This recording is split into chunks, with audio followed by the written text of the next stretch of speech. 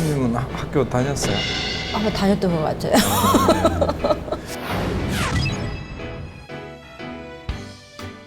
시력이 좋아요, 지금도. 그래서 네 사람 앞에 있는 것도 이렇게 보면 어떤 답이 쓰여졌는지 보이기 때문에. 대박입니다. 이런 경우는 없죠? 정규 과정을 마쳐야 된다라고 하는 게 굉장히 중요하다고 저는 생각을 해요. 우리가 학교 다닐 때 우등상이 중요하다 했어요. 개근상이 중요하다 했어요. 우등상을 가장 더 큰 상이라고 여기고 있는 이런 어떤 경쟁적 풍토가 있어요. 공부에 대한 얘기는 영원한 숙제. 그 시기니까 고민하고 그 시기 지나고 나서는 지나고나 후회하더라고요. 후회만 남고. 그 오래돼서 그런지 만원경으로 보는 거나 내 눈으로 보는 거나 별 차이가 없는 것 같아요. 내 눈이 좋은 건지 멀리를 만원경- 봐야지. 그럼 어떻게 해야 될까요, 이제? 아, 그래가지고 아니, 근데 종합해보면 결국 문제라고 할 건 사실 별로 없다. 네.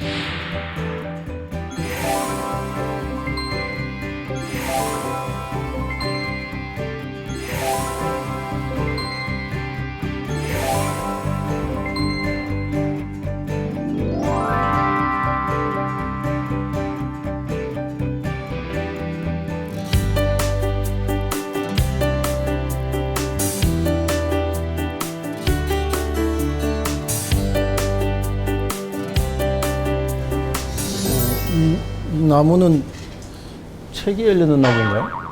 네, 나무를 심었는데 저렇게 책이 열렸어요, 선생님. 대박이네.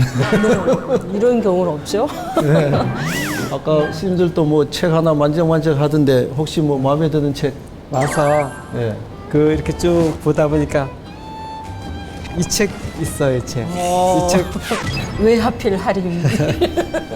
대단한데 뭐 한번 봤어요? 안에 한 네. 아니 하림 스님이 벌써 그 베스트셀러 작가지 않습니까?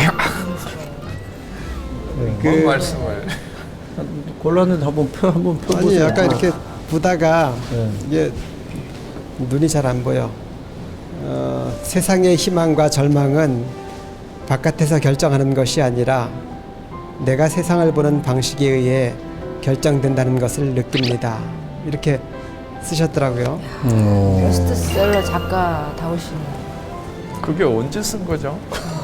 기억이 이 잘 책이 몇 번째 책이죠? 네 번째. 네 번째 책? 네. 그럼 첫 번째가 하림이에요. 하림이에요. 두 번째가 프로포즈. 두 번째 프로포즈. 세 번째가 이게 아닌데. 이게 아닌데. 이게 아니. 하다 보니까 그게 아니더라고. 내가 하림 스님 출판 기념회 할 때 그 축사인가 뭐 네. 한번 했죠. 네, 뭐 했죠. 그때 그 기억에 이렇게 뭐 책 한 권을 내는데 산모가 출산의 고통을 통해서 한 권의 책이 나온다 하는데 그 벌써 이제 그때 가면 두 번째인가 그럴 겁니다. 네. 출산의 고통을 두 번이나 겪은 하림 스님에 대한 이야기를 나눴던 적이 있는데 가끔 하림 스님이 이렇게 그 월보에다가 네. 글을 적잖아요.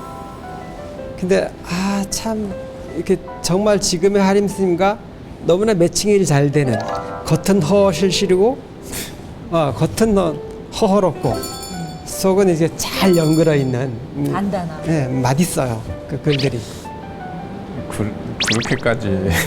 너무 수줍어하시는 거. 출산의 상고를 거쳐서 책을 만들어낸다고 한 그 이후로 책이 안 나왔어요. 아니 책 하면 또 심산 스님도 네. 안 팔린 베스트셀러잖아요. 우리는 굉장히 있죠. 서점에서는 안 팔리고 본인이 많이 사서 실린다니까 그게 이제 안 팔린 베스트셀러라. 아니 찍기는 엄청 찍었어요. 몇 세까지 찍었어요. 그 메세라고 하는 것은 영업 비밀이고. 영업 비밀이고. 그러니까 아니, 뭐 칭찬하는 것 같더니 계속 뭐라고 하네. 안 되겠다 이거. 스님께서는 책 내시지 않으셨나요? 저는 뭐 산고의 고통이 두려워서 저는 책 못 냅니다. 네, 저도 같은 마음입니다. 나중에 비난받을까 봐. 그런 마음을 안고 사연으로 들어갑니다. 아, 예.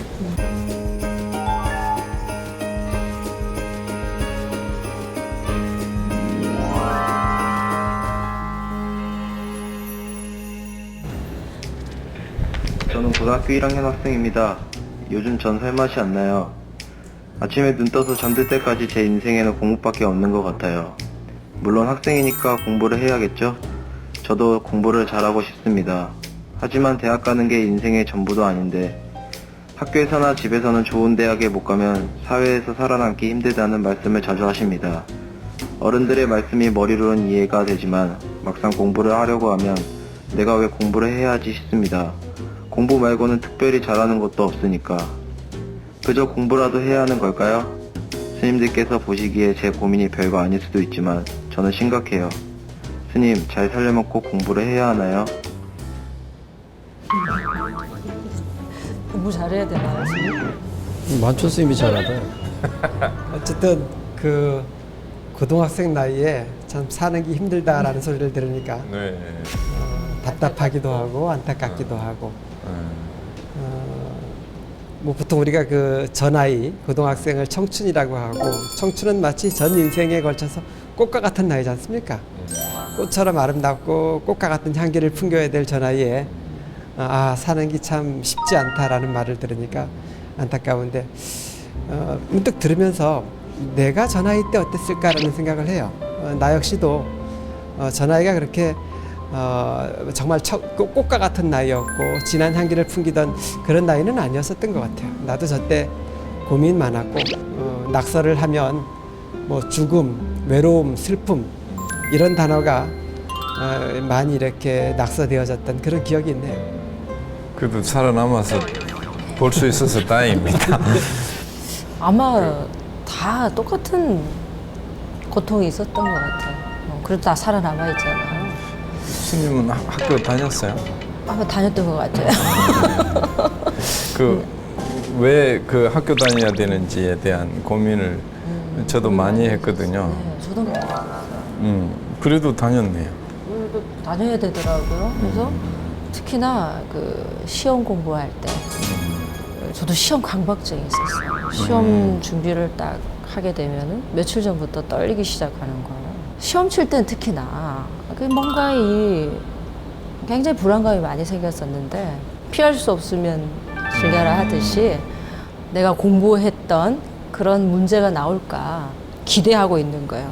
내 공부를 제대로 했다라면은 이 문제를 맞출 수 있고 하지 않았더라면 못 맞추는 건데 당당하게 다음 문제가 뭐가 나올까? 그때부터 이제 시험장에 가는 게 굉장히 즐거워지더라고요. 뭐 점수를 잘 받고 뭐 어디 이런 것보다 즐기기 시작했어요. 굉장히 즐기게 되는데 결과는 지금 얘기를 안 하는 거죠. 네, 넘어가겠습니다. 나는 우리 저 나이 때 사실은 공부 열심히 안 했어요. 잘 못했고 시험은 잘 쳤어요. 좀 눈치가 있어서 결합 공부라고 하죠. 아니 주석 스님하고 반대네. 이렇게 시력이 좋아요 지금도. 그래서 네 사람 앞에 있는 것도 이렇게 보면 어떤 답이 쓰여졌는지 보이기 때문에 공부를 열심히 안 했는데 시험은 잘 쳐요. 그러니까 선생님들이 항상 나를 공부 잘하는 아이로 알고 있었어. 근데 제일 두려운 거는 이 선생님들이 바뀔 때마다 나한테 뭘 시키는 거예요. 예를 들면 수학 문제를 풀어보라든가 어떤 영어 문장을 해석해보라든가 이럴 때가 이제 지옥이죠. 주로 시험은 컨닝이나 운이 좋았어요. 그래서 잘 쳤는데 나와서 이렇게 풀어보라 하면 정말 후들거리고 들통나는 뭐 그런 경험도 있어요. 나는 공부를 해야 되나 말아야 되나를 고민 안 했던 것 같아요. 그냥 무조건 하신 거예요. 아니 왜냐하면 이제 세대마다 다 세대 문화가 있는데 지금 우리 그 세대들은 이거는 그냥 해야 되는 거지 뭐 선택의 여지가 없는 거죠. 그냥 그 시기는 그렇게 가야 되고 극히 일부가 이제 뭐 어떤 이탈을 하거나 뭐 하는 부분은 분명히 있었지만 그 전반적인 흐름은 해야 되는 것이지 거기에 무슨 다른 이견을 내는 분위기는 아니었던 것 같아요. 그러니까 지금 질문을 해서 공부를 해야 되나요? 공부는 해야 되는 것이고 그건 어쩔 수 없는 것이고 또 너네 고통을 모르는 것도 아니고 다 알지만 그 과정은 거쳐가야 돼. 이 답은 너네가 한 세대만 지나가서 보면 답은 너네가 이미 알고 있고 그때 가서 더 확실하게 알게 된다. 다만 너의 응석인 것이고 그 시기에 할 수 있는 어쩌면 공부하기 싫어 이것도 특권인 것이죠. 그러나 답을 몰라서 묻는 것이 아니라 그만큼 내가 지금 힘들다라는 어떤 표현이 아닐까. 본인들이 더 잘 알고 있을 것 같아요, 정답을. 좀 그- 어리광 부리듯 그 그것도 필요할 것 같아요. 아까 이제 극히 일부의 아이들은 그 공부를 거부하잖아요. 그리고 제가 그 극히 일부의 한 명이거든요. 그 초등학교 6학년 때인가 갑자기 그런 생각이 드는 거예요. 이제 나이는 다른 애들보다 한 2살 많았는데 이 지식과 지혜 그것이 탁 꼽혀가지고 어느 날 그 이렇게 지식을 추구하는 것은 나의 길이 아니다. 그래가지고 이제 학교를 왜 다닐 필요가 있냐. 그 아무 의미를 못 느끼겠더라고요. 그래갖고 계속 그 학교 좀 다니다가 그만둬버리고 학교 다니다 그만두고. 근데 그때 고민이 그러니까 공부를 왜 해야 되는지 이유도 못 찾는 것도 중요한데 그때가 지금 중학생, 고등학생 만나보면 이제 앞으로 어떻게 살아야 될지 진로에 대한 어떤 인생이 나한테 맞을까 그 생각하고 겹쳐버리는 거예요. 그 생각이 좀 정리가 돼야 그 이후에 뭔가 방향 잡아서 목표를 향해서 쭉 갈 텐데 이제 그런 게 정리 안 된 상태에서 우리가 요구하는 거는 그 한계를 정해서 쭉 가라. 계속 그러니까 거기서 충돌이 계속 일어나는 것 같더라고요.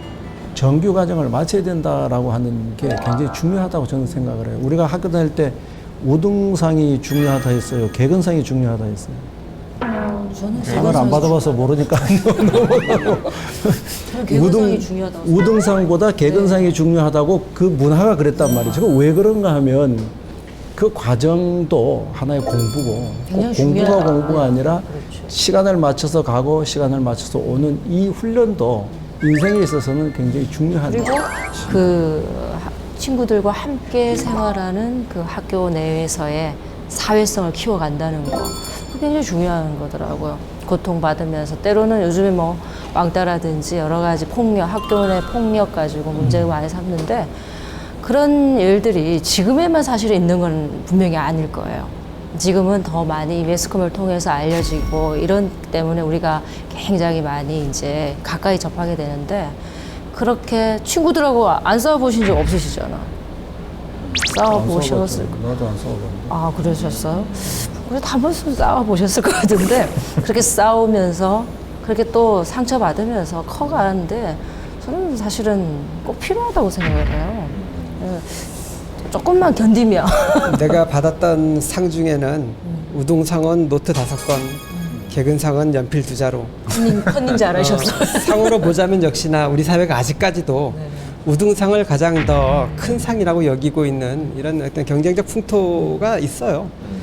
그 고3이라고 하는 또는 고등학교 과정이라고 하는 이 과정은 단순히 내가 그 공부를 하고 뭔가 아는 지식을 많이 쌓아가는 그런 과정이기도 하지만 정말 중요한 과정은 자신의 인생의 토대를 만들어가는 자신의 전 인생에서 가장 치열한 자기 내성을 길러가는 과정이다라고 이해하는 것이 좋을 것 같아요.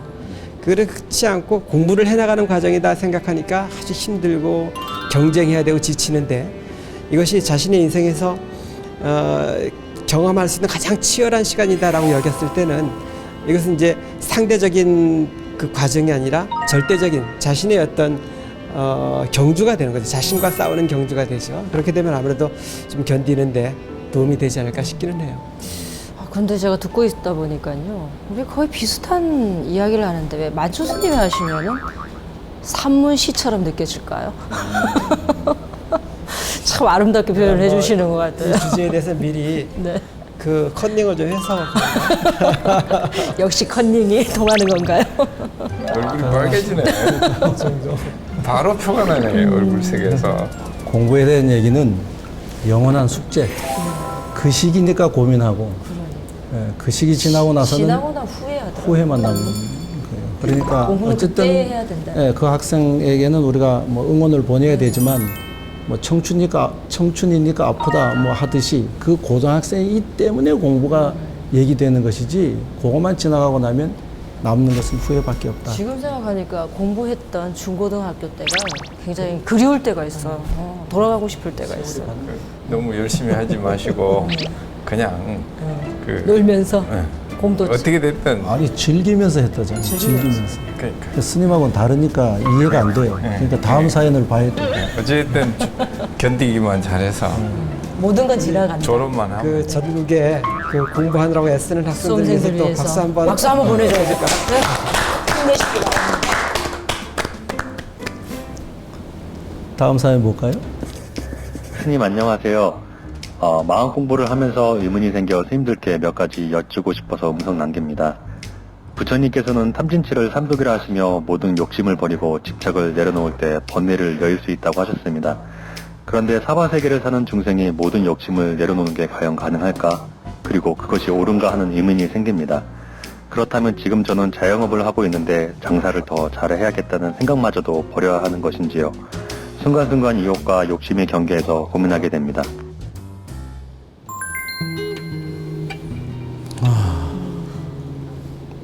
공부를 즐겼던 스님이 한번 먼저.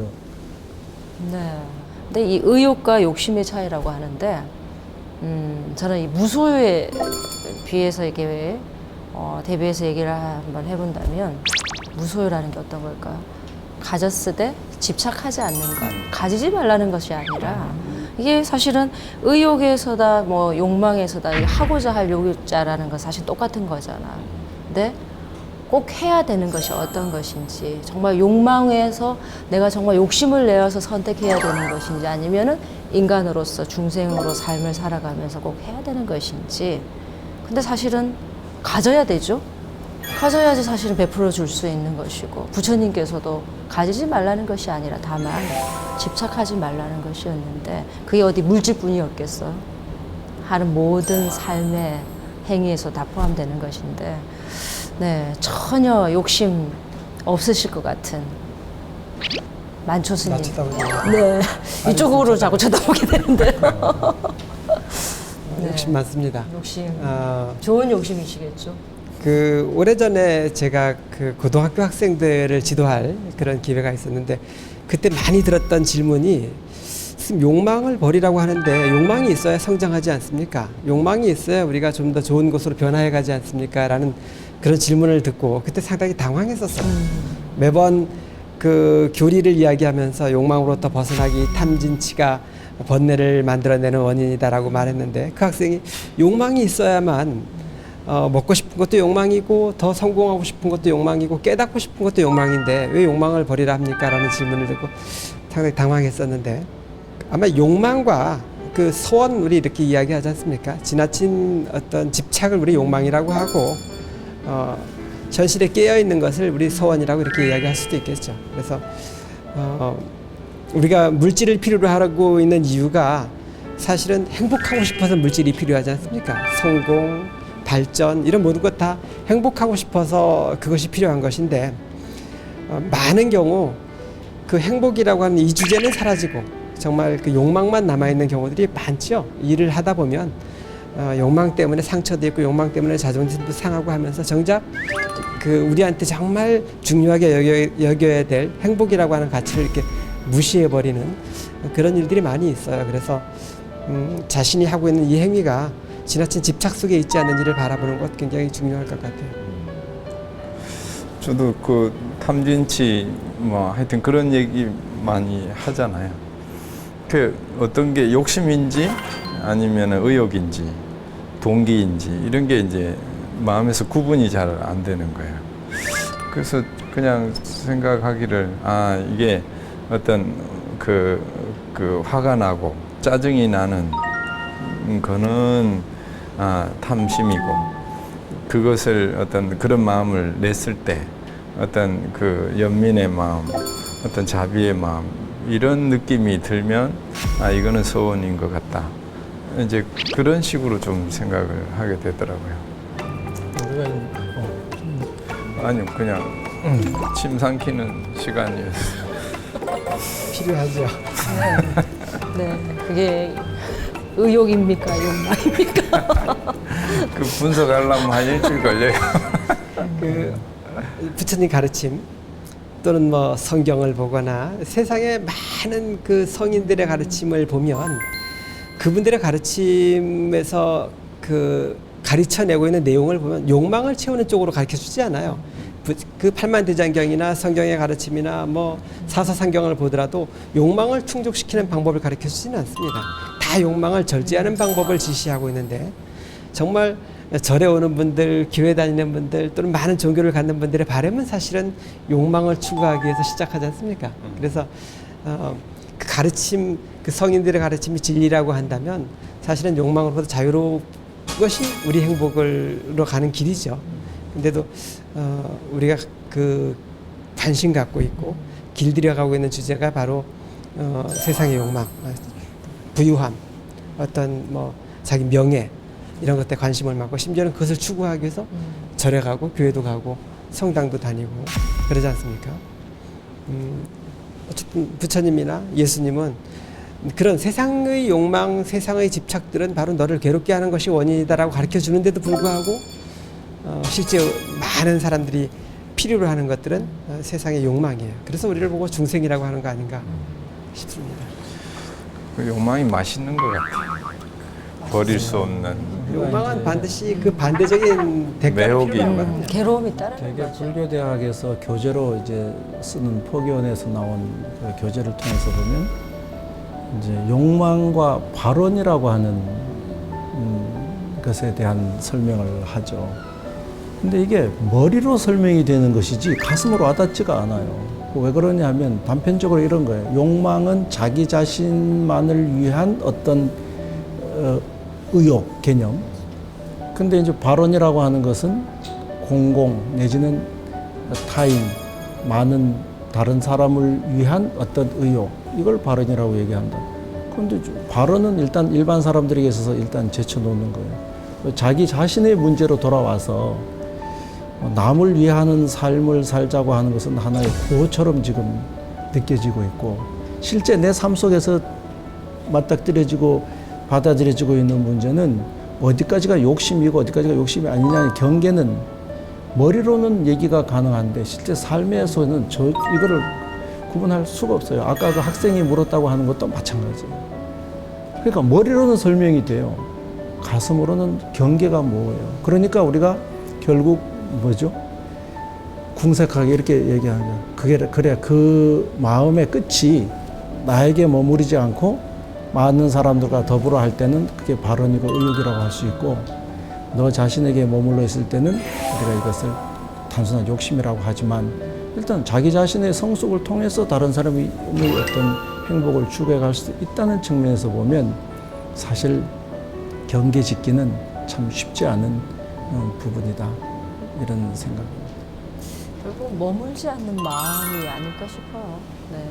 어딘가에 내가 무엇인가를 가지고 싶은 마음, 또 내가 무엇인가를 이루겠다는 거 분명히 이뤄야 되죠. 그건 사실 의욕이라고 생각을 해요. 근데 거기서 딱 집착하고 있다는 거. 거기 항상 병의 원인이 되어버리는 거. 거기서 한 거에서 그냥 벗어나서 다음 단계로 넘어가고 그 단계에서도 다음 단계, 우리 수행의 점자처럼 그렇게 넘어가 버리는 게 참 쉽지 않지만 할 수 있게 하는 것이 그래서 공부가 필요하고 수행이 필요하고 기도가 필요하고 그렇지 않을까 싶어요. 전문자에게 좀 도움이 될지도 모르겠는데 가끔 그 기성 또 미성이라는 단어를 사용해서 법문을 하고 있는데 이런 이야기입니다. 우리가 우리 삶을 통해서 이미 성취해낸 많은 것들이 있거든요. 내 삶을 통해서 이루어낸 무수한 것들이 있음에도 불구하고 그것에 대해서는 생각하지 않고 이미 이루어놓은 것에 대해서는 생각하지 않고 미성, 아직 성취하지 못한 것에만 우리가 집중하고 매달려 있기 때문에 그 욕망이 고통이 되는 것 아닌가. 매번 우리는 미성, 이루지 못한 것에만 매달려 있는 시간이 많다 보니까 더 자꾸 갈망하게 되고 그 갈망 때문에 힘들어하는 것 아닌가. 그래서 우리 자신을 살펴보고 내가 이미 이룬 것들에 대한 만족감, 지금 이 순간 내가 가지고 있는 것에 대한 만족감을 한번 이렇게 집중해 보는 것도 좋겠다 싶습니다. 거기에 이제 보태면 이제 그 경전에 지혜로운 사람과 어리석은 사람의 차이에 대해서 이렇게 얘기를 하고 있죠. 지혜로운 사람은 자기가 할 수 있는 일을 하려고 하고 어리석은 사람은 자기가 할 수 없는 일을 하려고 하는 것이다. 그렇다고 한다면 이 욕망이나 의욕의 문제도 자기가 할 수 있는 일에 대한 생각을 더 가지는 것은 의욕인 것이고, 자기가 할 수 없는 것에 대해서 관심을 가지는 것은 이건 욕망이고 어쩌면 버려야 될 것이 아닌가, 이런 생각이 들어요. 원초 스님도 할 말 없습니다. 마음을 비우셨어. 의욕이 없네. 마음을 비운 거. 네, 마음을 비운 스님이 상태이신 것 같아요. 내친 김에 그냥 마무리. 아, 마무리? 예. 마무리가 어떻게 해야지? 그 뭐 준비하시고 마무리를 있으세요? 잘 멋지게 해보려고 시를 하나, 그 대추 이야기인데, 대추 이거 하나 가져온 저거, 그 대추. 대추까지 언제 준비를 소품까지 이렇게. 네. 이게 뭔지 아세요? 대추. 대추입니다. 대추입니다. 아는데 한참 시간 걸리네. 이 얘기라서. 일단 놓고 했어요. 드실래요? 아니요. 그 한번 읽어볼게요. 대추가 저절로 붉어질 리는 없다. 저 안에 태풍이 몇 개, 저 안에 천둥 몇 개, 저 안에 벼락 몇 개. 아주 짧은 시입니다. 이렇게 하나의 그 작은 그거지만 그 안에는 우리 생로병사, 이런 것이 다 들어있는 것 같아요. 그리고 다 모든 만물이 그 생로병사를 경험하고 있고, 우리 마음 현상도 이렇게 마음이 일어나면 그것이 생주이멸 유지하다가 다시 사라지는, 이것에서 벗어나는 것은 하나도 없는 게 우리 세상 아닌가. 그래서 우리가 고통을 매달고 집착하면 어찌 보면 순환하는데 하나의 걸림돌이 되고, 또 하나의 마음에 집착하면 저절로 이렇게 순리대로 순환이 돼야 되는데 오히려 그 순환을 우리가 막고 있지 않는가, 그런 생각을 하게 됩니다. 그럼 이 대추 하나 속에 우주 마무리가 인생, 진리가 다 들어있는 거예요. 예, 이게 보통 대추가 아니에요. 보통 대추가 아닌 것 같아요. 특별히 초청해 왔습니다. 이 멋진 마무리를 하신 우리 하림 스님을 위해서 박수.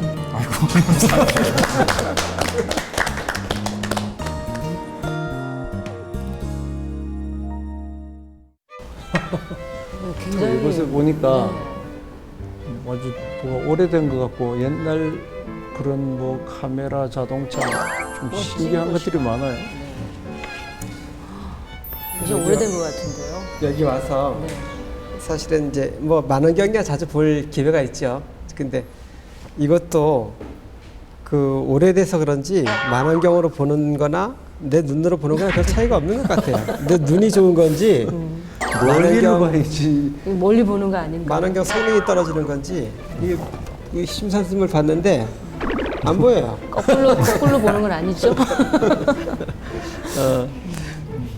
이렇게 신도님들하고 그 마음여행이라고 하는 그 수행 일정이 있어요. 이제 가까운 사찰 근처에 있는 뭐 이렇게 유적지를 찾아간다거나 또 가을이 되면 가을 단풍을 만나러 가는 그런 여행을 이제 정기적으로 하고 있는데, 가끔 내가 그 세상을 다른 눈으로 바라보기라는 그런 그 일정을 갖기도 해요. 그래서 누워서 바라보기거나 또는 지금은 잘 안 되는데 이 가랭이 사이로 머리를 넣고 쳐다보기, 좀 다르게 세상이 보여요. 한번 스님도 해보시면 좋지. 렌즈로 보는 세상은 우리가 그냥 보는 세상하고는 완전히 달라요.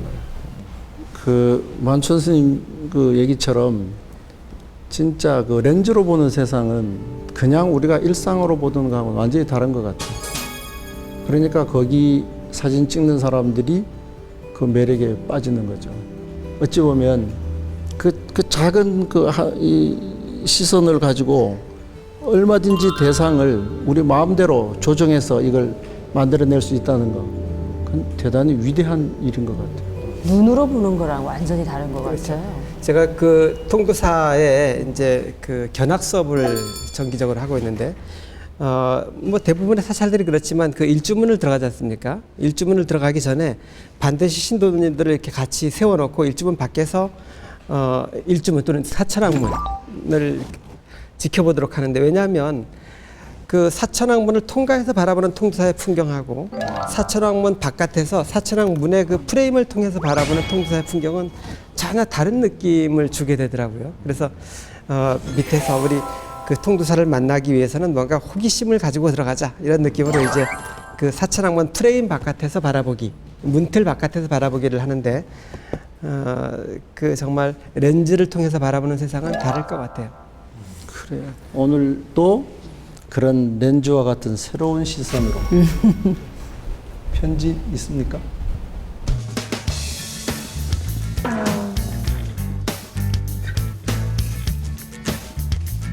자, 오늘 이 편지는 만초 스님이 얘기를 했으니까 만초 스님이 한번 읽어보시죠. 어떤 편지, 어떤 사연인지 매번 그 편지를 받을 때마다 조금은 그 무거운 편지들, 고민들에 있어서 이번에도 좀 두근거립니다. 오늘은 그 부산에 있는 감노화 보살님께서 편지를 보내주셨는데 제가 읽어볼게요. 스님, 저는 지금 아무에게도 말하지 못했던 비밀을 털어놓으려 합니다. 20년 전 제 나이 25살 때 저는 지금의 남편을 만났지요. 남편은 저보다 10살이 많았고 두 아이를 둔 이혼남이었습니다. 나이 차이도 많고 애가 둘이나 있으니 당연히 저희 집에서는 엄청난 반대를 했지요. 저는 부모님께 인연을 끊자는 말을 듣고 쫓겨나다시피 집을 나왔고, 우리 두 사람은 결혼식 대신 혼인신고만을 하고 새 출발을 했습니다. 그런데 결혼을 하고 보니 어린 나이에 갓 돌이 지난 아이와 3살 배기 아이의 엄마로 산다는 것이 쉽지가 않았습니다. 아이가 있는 남편분을 만났군요. 애들을 보는 것도 서툴고 의논할 친정 식구도 친구도 없으니 참 외롭고 힘들더군요. 그래도 양심에 부끄럽지 않게 두 아이를 정성껏 키웠습니다. 그런데 얼마 전 생각지도 못한 일이 생겼어요. 갑자기 아이들의 친엄마가 찾아온 겁니다. 20년간 단 한 번도 소식이 없던 애들 엄마는 이제 아이들도 20살이 넘었고 다 컸으니 자신을 만나야겠다고 하더군요. 남편과 제가 안 된다고 했어요. 애들이 받을 충격을 생각해서 힘들지만 지금처럼 살자고 했죠. 그런데 그분은 법대로 하겠다며 막무가내로 고집을 부리면서 매일 전화를 합니다. 아직 우리 애들은 엄마의 존재를 몰라요.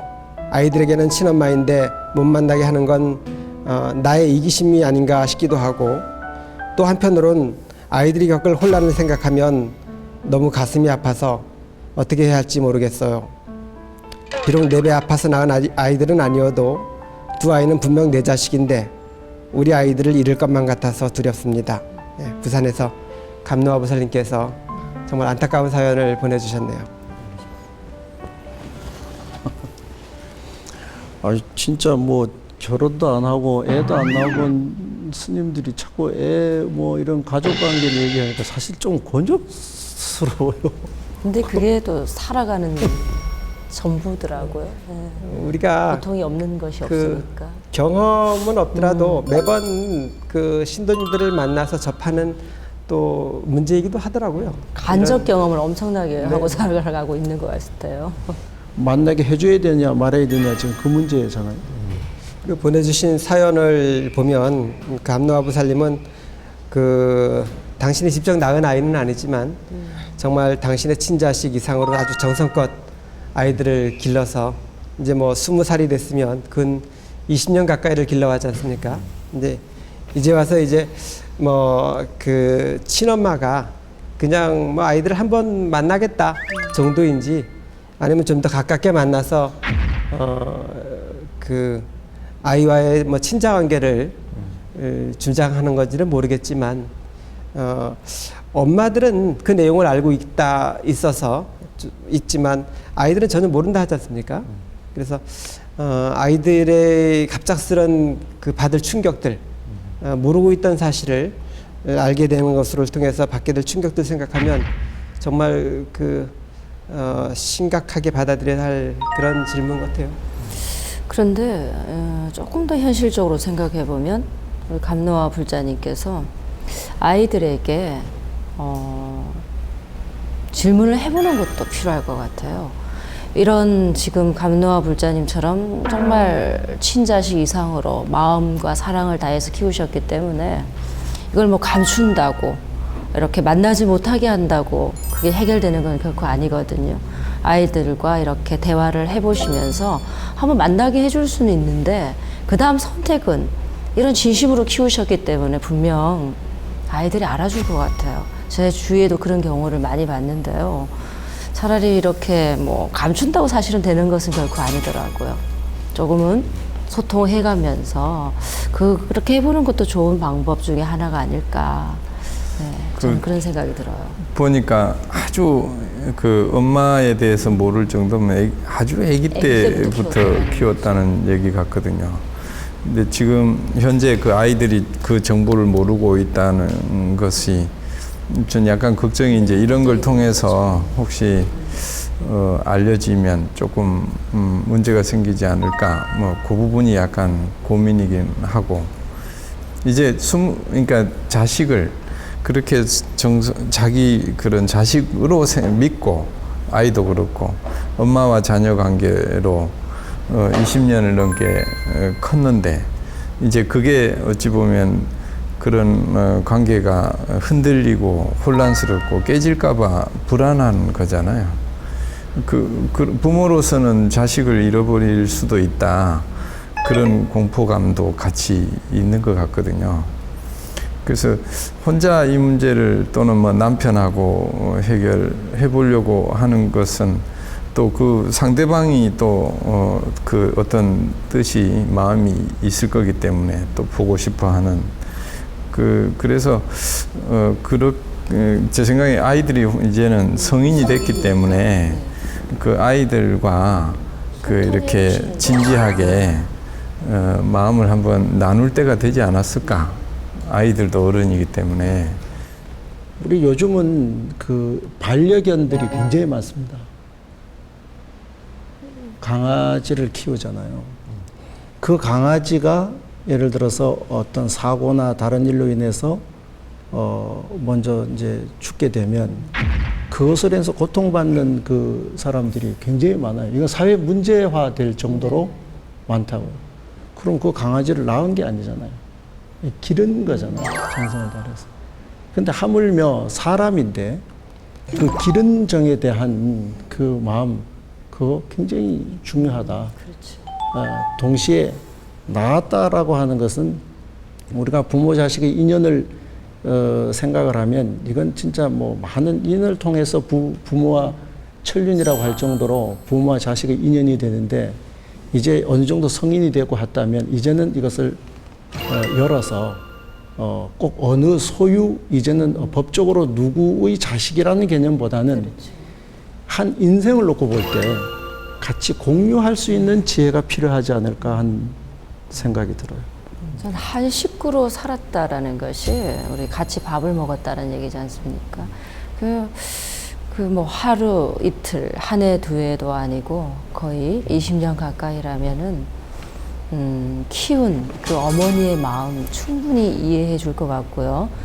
자제분들이 그리고 아까도 드린 말씀이지만 충분히 소통해야 된다라는 거. 절대로 감춘다고 되는 것도 아니고 소통하면은 저는 조금 퍼센티지를 기른 정에다가 조금 더 두고 싶은 마음이에요. 네, 그 마음이 그 함께 시간, 함께 공유한 시간.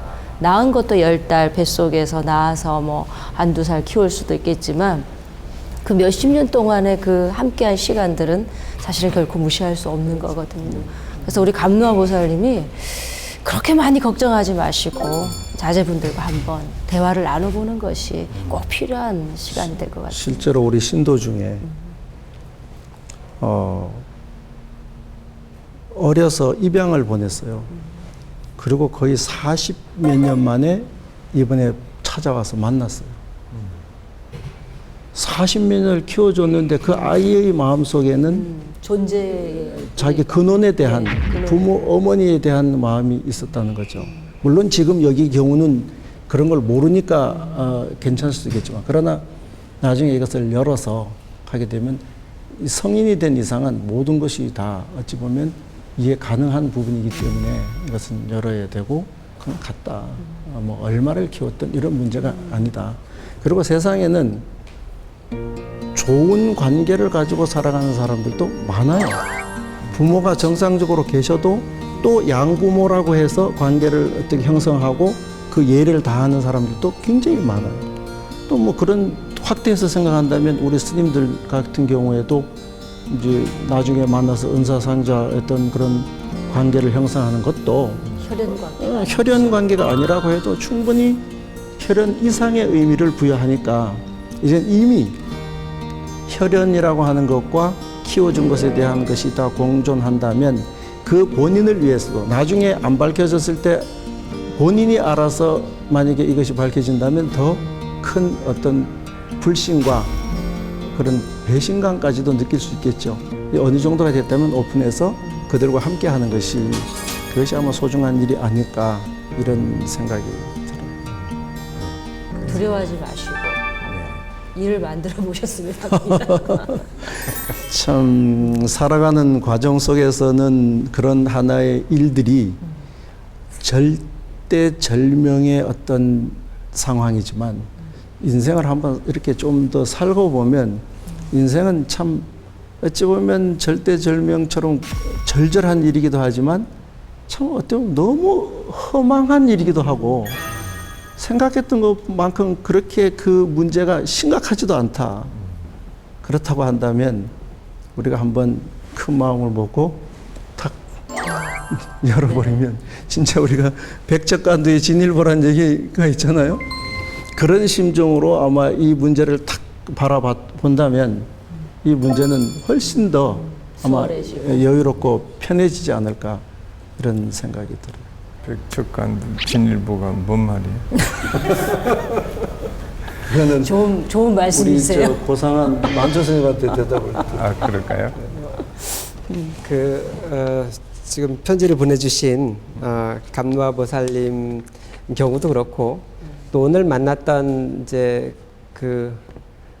자신의 문제를 이렇게 우리한테 고민으로 이렇게 토로해 주셨던 분들 보면 거의 대부분의 고민들이 사실은 일어나지 않을 것 같은 일을 두려움 생각들 또 염려 이런 것들을 먼저 감정적으로 개입시켜서 더 힘들게 하고 있지는 않는가 이런 생각이 듭니다. 그래서 먼저 그런 문제들을 조금 더 이렇게 떨어뜨려 놓고 볼 수 있는 그런 지혜가 꼭 필요할 것 같아요. 그래서 그 문제를 벗어나기 위해서라도 뭐 가까운 사찰을 찾아서 이렇게 기도드리는 방법도 아주 좋은 방법일 수도 있고요.